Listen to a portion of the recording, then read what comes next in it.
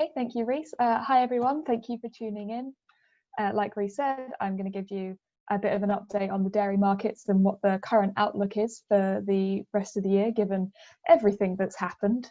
As you said, my email is on the screen now. If you'd like to send me any questions about this, I'll also show it on the last slide of the presentation if you didn't get a chance to write it all down just now. But let's jump straight in. So first of all, to kind of give you the context of what things looked like before all this happened, I just want to briefly look at what the outlook was like at the start of 2020, back in January, when coronavirus wasn't even really heard of in this part of the world. Feels like a very long time ago now. So back then, the kind of global dairy outlook was for global milk supplies, particularly in terms of the major exporting countries that have the most influence on markets and prices, was that they would grow about 1%, while global demand for dairy products would grow about 1.5%, which is a pretty good pace of demand growth relative to supply, gave a nice firm outlook to markets and overall relative stability through 2020. Unfortunately, since then, things have changed a bit. So the impact of the pandemic since then, if we now look at outlooks kind of based more around June time, is that the global supply growth forecast has reduced marginally from 1% down to 0.8%. US production growth lowered from 1.8 to 1.4%, and EU production growth lowered from 0.7 to 0.4%. So some of those major producers going down a bit. You'll also find the US and the EU were impacted a bit more by the effects of lockdowns and the pandemic because they were all coming up to their spring flush. Whereas countries like New Zealand were a bit less affected because for them it was their trough and they weren't producing as much. In terms of demand, it's harder to put an exact number to it, but we are expecting that the growth in demand will be restricted compared to previous expectations. So they'll be expecting widespread economic slowdowns, giving people lower disposable income, less money to spend. If there are continued restrictions on mobility and travel in various countries, that will affect people's ability to go out and consume dairy out of the home. And we're expecting a kind of general loss in consumer confidence as the economic situation tightens. On the trade side, the FAO has predicted that exports will fall by 4% in 2020 compared to the previous year. And all of this means there could be a build-up of dairy products in stocks. And therefore, we're expecting there to be pressure on prices remaining for at least the rest of the year. In terms of the kind of global price outlook, these are projections from Rabobank.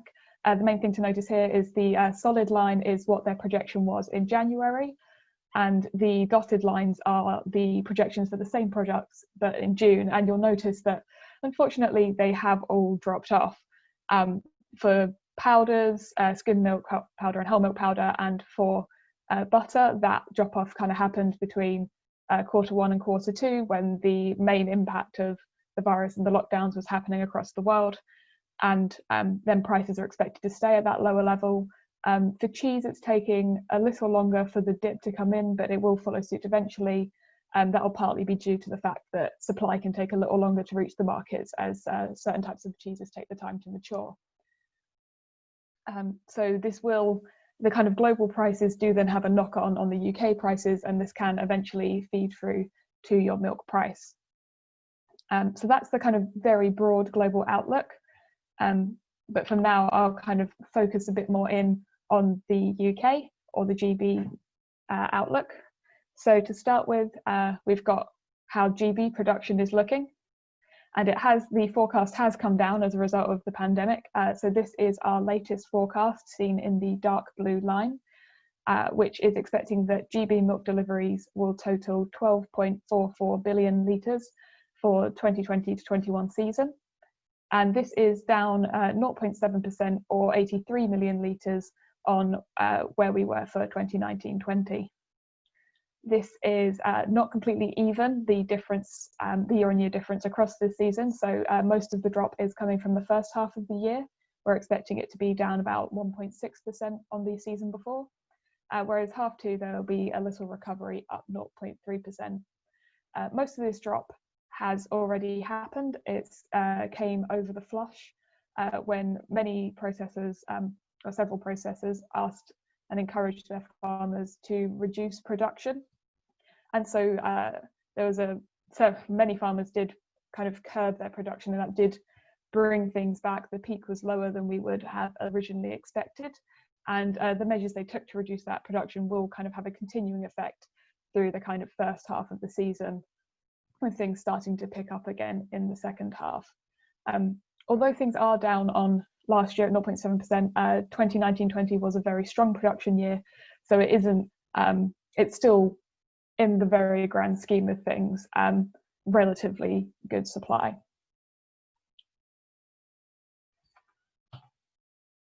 The domestic demand, we don't know exactly where things are going to go, so our analysts have created 3 potential scenarios for how domestic demand could develop going forward as we come out of lockdown, or hopefully do as the year progresses. So we have 3 scenarios: bounce back, stronger headwinds, and prolonged restrictions. And all of these look at a combination of the impact of the virus in terms of lockdown restrictions and social distancing measures, and also the economic impact that this will have on consumers. We also look at how this affects 4 different sectors where people might consume dairy. So that's the retail, your shops and supermarkets, eating out in restaurants, takeaways, and the public sector, which is things like hospitals, prisons, schools. We also looked at this over 2 time periods, 6 months and 18 months. But in the interest of time, I'll mostly just be focusing on the 18-month outlook.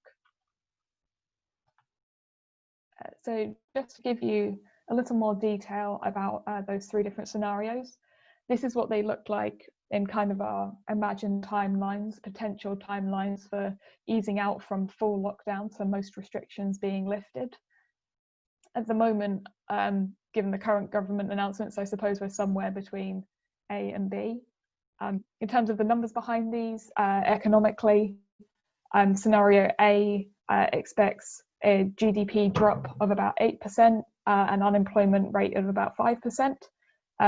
Non-essential retail has already opened. Pubs and restaurants are opening with a reduced capacity. There's some returns to office work, which will aid the food-to-go sector. But we're expecting that eating out doesn't fully recover in 2020 under this scenario. Doesn't go back to pre-pandemic levels in 2020, and certainly doesn't return to that in the later scenarios either. Scenario B assumes restrictions remain in place for longer.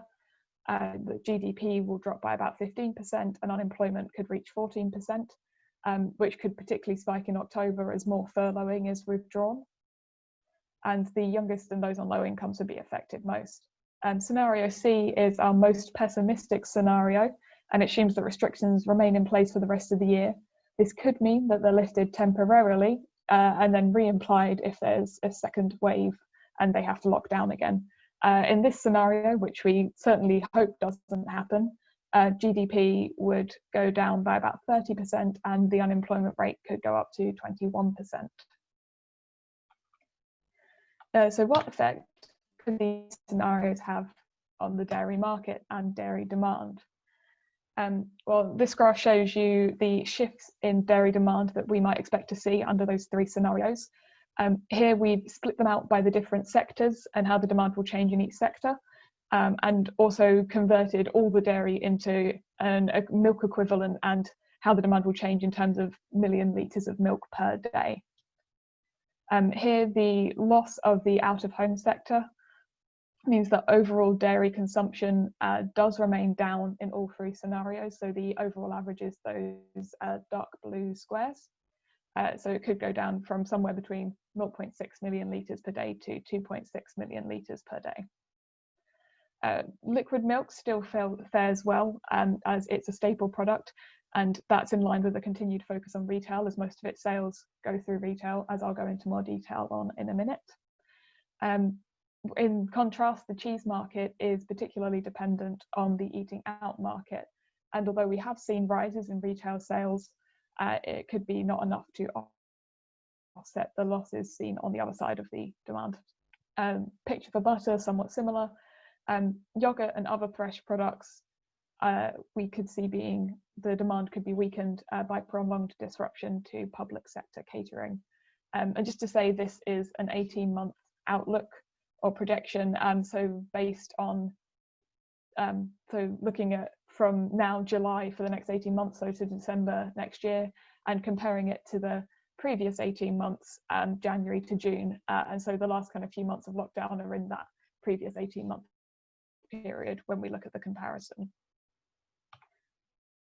So just to dive down a bit into milk, we've got here, we do see a few different scenarios. So in scenario A, we actually expect that retail sales could be down by up to 1%. And that's why I wanted you to note that the kind of lockdown period when retail sales really shot up was in the previous comparison. So compared to that, if we're expecting that things will be opening up and the economy will somewhat bounce back, we could see people buying less as they start eating out elsewhere. However, we don't necessarily expect the eating out sector to completely return to positive growth in demand, because there will still be some restrictions. In scenario B and C, things are a little less optimistic on the eating out side, so we're expecting that to stay restricted and there to be continued loss in demand under scenario B and C. However, in these, because there's less mobility and people can't go out and eat out as much, we are expecting that the retail demand will remain higher and there'll be the increased growth from retail demand. Overall, you would see things kind of, we're expecting the demand for liquid milk could be down from 3 to 4% under scenarios A, B, and C.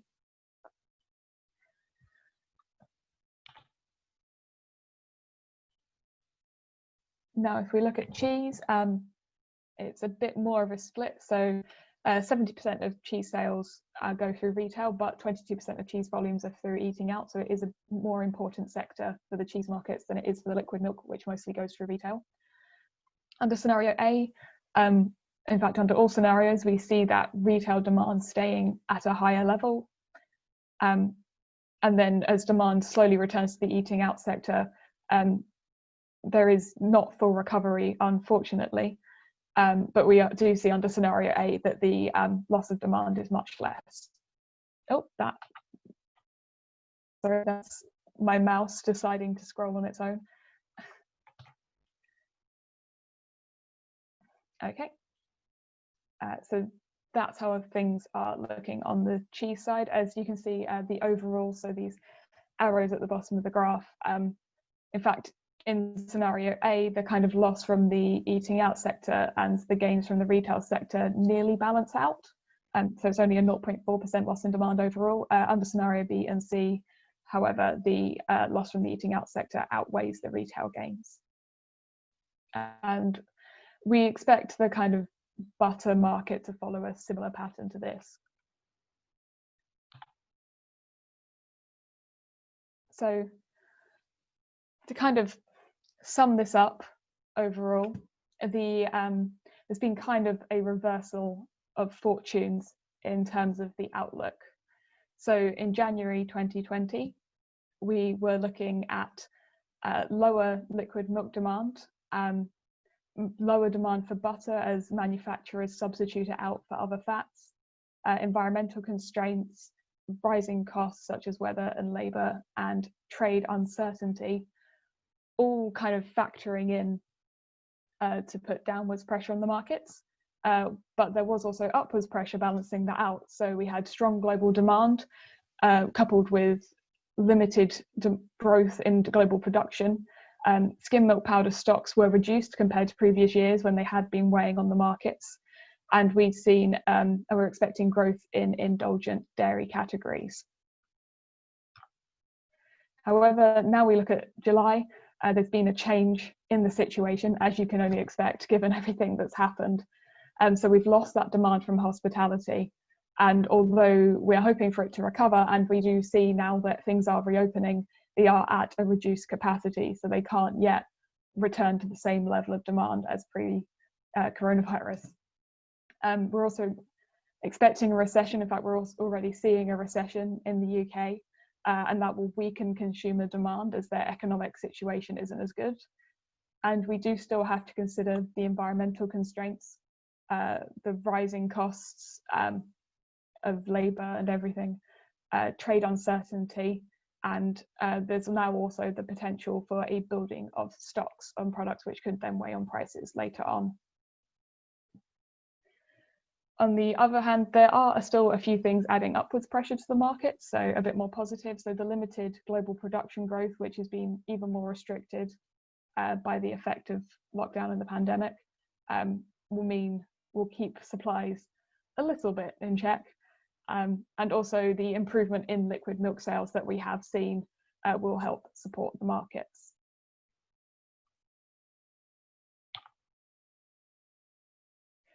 So now we tried to, I know this has been very general, very market-based. It does all come back to the farmer eventually, because it will affect the price, the markets affect the prices, and affect eventually what you'll get paid for your milk. But we tried to have a think of like a kind of risk assessment in terms of the things you should consider and keep in mind as you're planning going forward.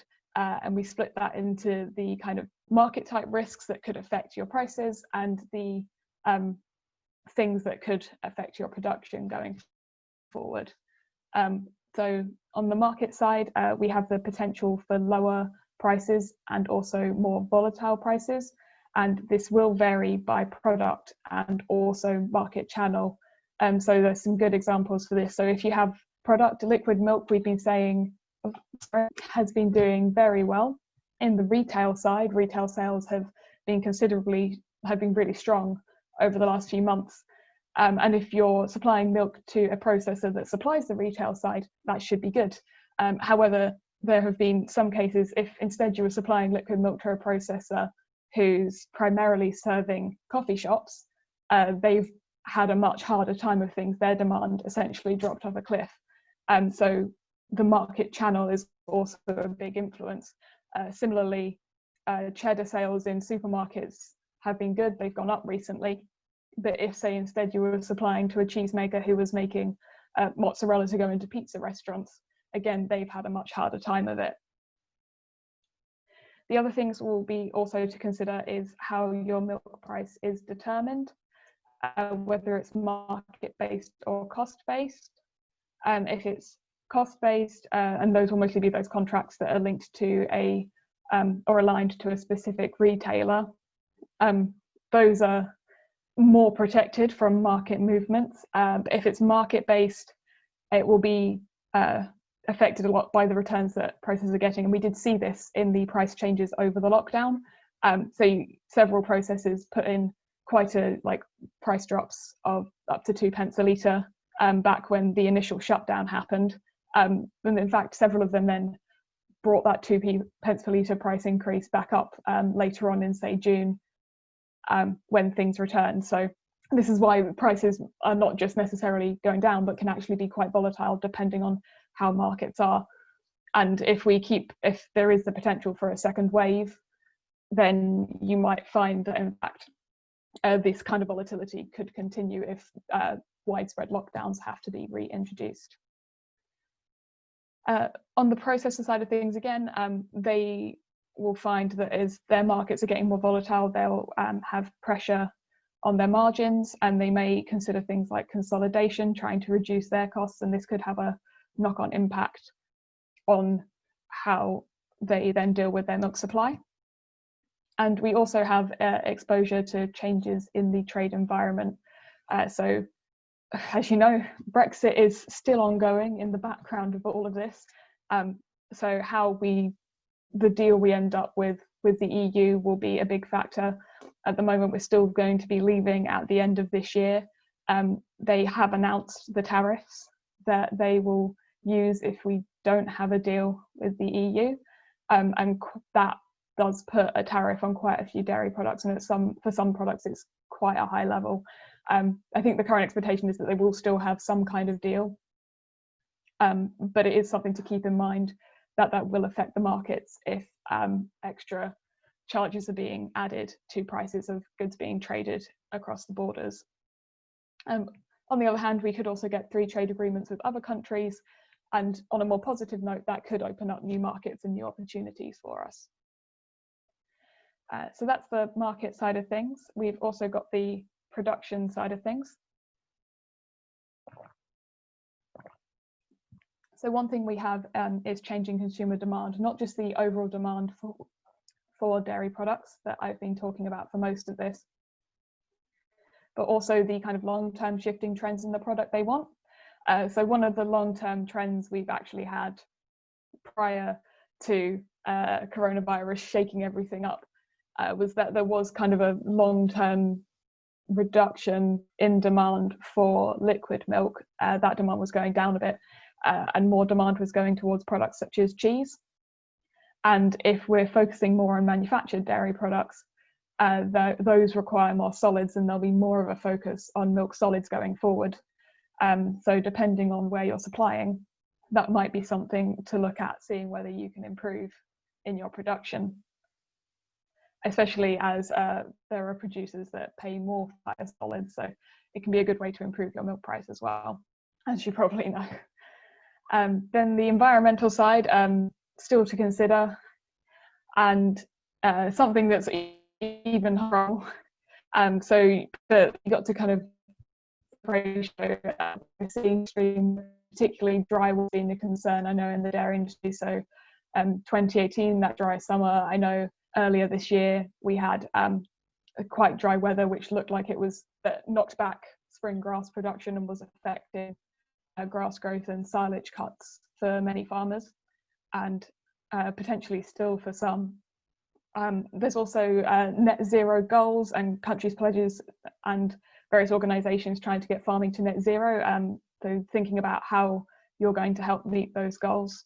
And also consumer choices. Consumers might start thinking more about making choices based on environmental reasons. That could affect demand.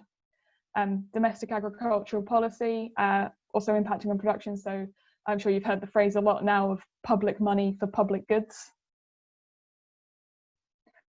The financial incentives and how the agricultural payments are going to change, so that'll factor into what you plan going forwards. And as I mentioned already, Brexit still a consideration, and not just in terms of our trade deals, but also in terms of, say, access to labour and the cost that the added service for items that we're importing to help with production. So I guess what I'm trying to summarise here is that, yes, coronavirus is the big thing right now. It is the main factor we're looking at in terms of how it's going to affect production and how it's going to affect demand. It is going to be having a considerable impact on that for the rest of 2020. It isn't the thing that's dominating news. There are still other factors to consider as you're making your plans going forward.